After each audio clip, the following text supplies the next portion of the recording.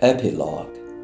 The reign of terror, which began from the day the 6 divisions of the Imperial Army of Japan entered Nanking on December 13, 1937, continued well into the spring of 1938. During those horrific weeks, hundreds of thousands of Chinese civilians and prisoners of war were murdered, and tens of thousands of women, including grandmothers and young girls, were raped, mutilated, or killed. The city that sustained prolonged bombardment, shelling, arson, looting, and other unimaginable destructions lay in smoldering ruins for months. Those horrific days also heralded unparalleled acts of humanity by a small group of foreigners who had chosen to remain within the safety zone, even as the Japanese army closed in around them. John Robbie, member of the Nazi Party and chairman of the International Committee; Robert Wilson, the only Western surgeon in the safety zone; Millie Vautrin, professor and acting dean of Jingling Arts and Science College for Women; John Gillespie McGee, Episcopalian minister, chairman of the International Red Cross Committee of Nanking; Marcel Bates, history professor at the University of Nanking, chairman of the International Committee after May 1939; James Henry McCollum, member of the United Christian Missionary Society, a treasurer of the safety zone; George A. Fish, head of the YMCA in Nanking, and administrative director of the International Committee; Ernest Forrester, Episcopalian missionary, member of the International Committee; Christian Kroger, German engineer, Nazi member of the International Committee; Wilson P. Mills, Presbyterian missionary, member of the International Committee; Louis Strong Casey Smith, secretary of the International Committee. The safety zone, an area of about 2.5 square miles, has been credited with having accommodated and hence saved the lives of between 200,000 to 300,000 refugees, about half of all the people who were trapped within the walls when the Japanese entered the city.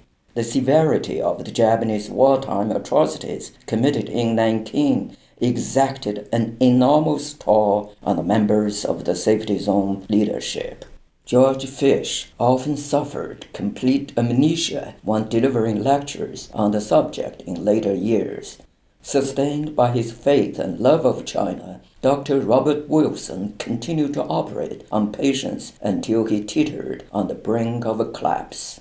The long hours of relentless work led to a series of violent seizures, as well as a complete mental breakdown from which he never fully recovered. He returned to America in 1940. That same year, Millie Vautrin agreed to take a year's furlough and return to America. Not long after her return, she ended her own life by opening the gas jet of a kitchen stove.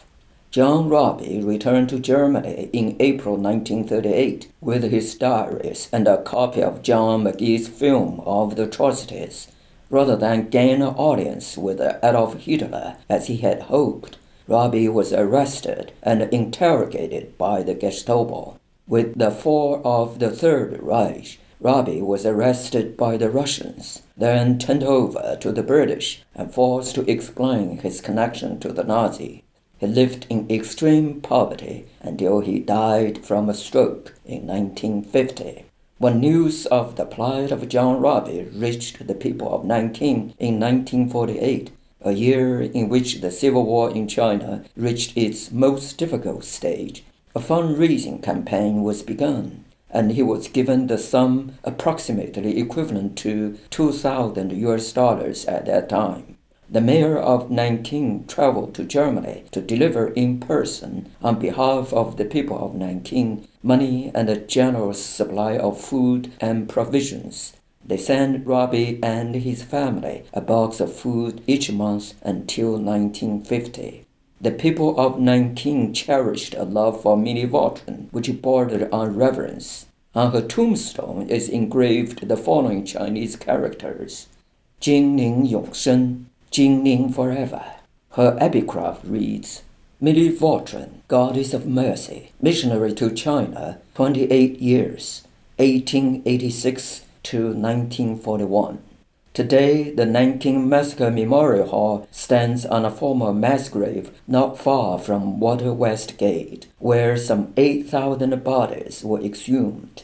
A series of galleries and walkways hewn from rough granite blocks surrounded by solemn beds of stone and precious living trees planted by Chinese and Japanese alike served as a reminder that such human tragedy should never be forgotten nor repeated.